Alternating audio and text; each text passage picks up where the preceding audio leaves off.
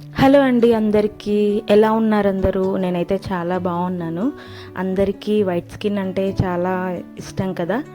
And white skin అనే కాదు, healthy skin and glowy skin ఉంటే ఎవరైనా చూడటానికి చాలా న్యాచురల్గా అండ్ చాలా బ్యూటిఫుల్గా ఉంటారు.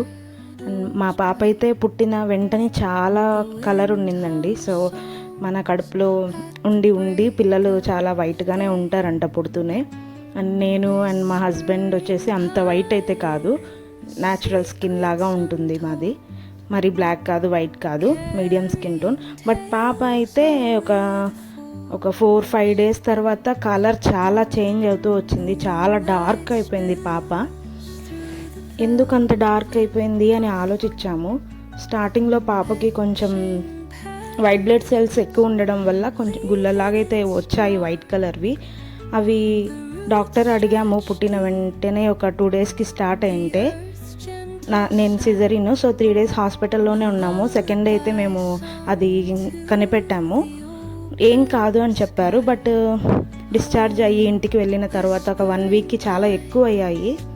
తర్వాత డాక్టర్ని కన్సల్ట్ అయితే ఒకసారి బ్లడ్ టెస్ట్ చేస్తాము అనేసి బ్లడ్ టెస్ట్ చేశారు. ఇంకా వైట్ బ్లడ్ సెల్స్ ఎక్కువ ఉన్నాయి, సో ట్రీట్మెంట్ ఇవ్వాలి పాపకి అని చెప్పారు. తర్వాత ట్రీట్మెంట్ స్టార్ట్ చేశారు.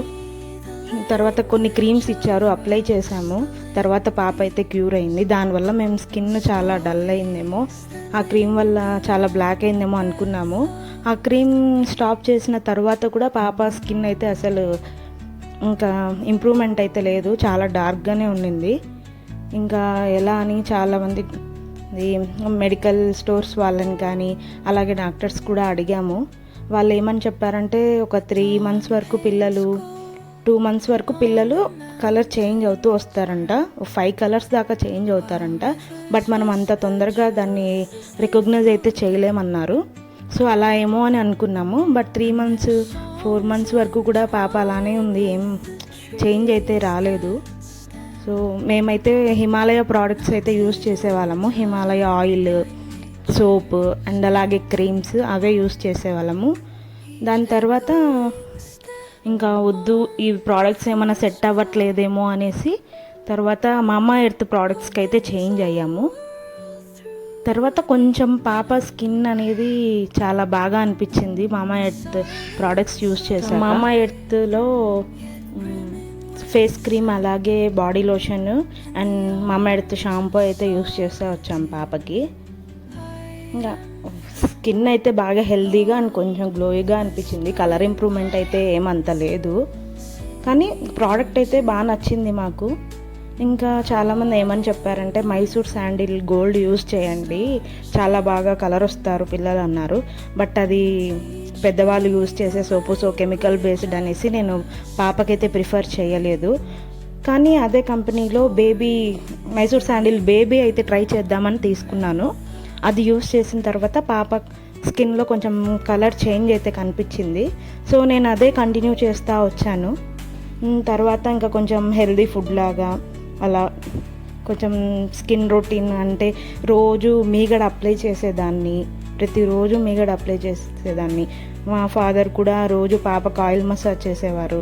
సో ఆయిల్ మసాజ్ వల్ల కూడా కొంచెం స్కిన్ అయితే డల్ అవుతుంది అన్నారు. తర్వాత ఇంకా